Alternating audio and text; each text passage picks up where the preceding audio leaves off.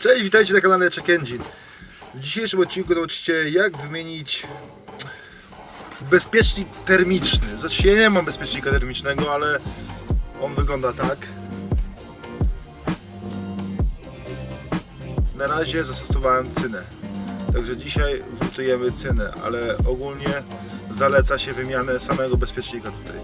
Jeżeli dmuchała Wam nie działa na pozycji 1, 2, 3 i tylko na czwórce, to najprawdopodobniej jest to tylko ten rezystor, znaczy się bezpiecznik termiczny tutaj się wymienia. A my mamy piękną cynę. Jakiś profesjonalista to naprawdę tak zalutował, że myślę, że pochodzi chwilkę. Cyna topi się przy temperaturze około, nie wiem, 230 stopni, pomiędzy 200 a 230 stopni bodajże jakoś, tak? Także spełni w miarę tę rolę bezpiecznika termicznego, ale zaleca się wymianę na zwykły. On kosztuje, nie wiem, 2 zł, 3 zł, także nie pieniądza, szczęścia ile daje, ohoho.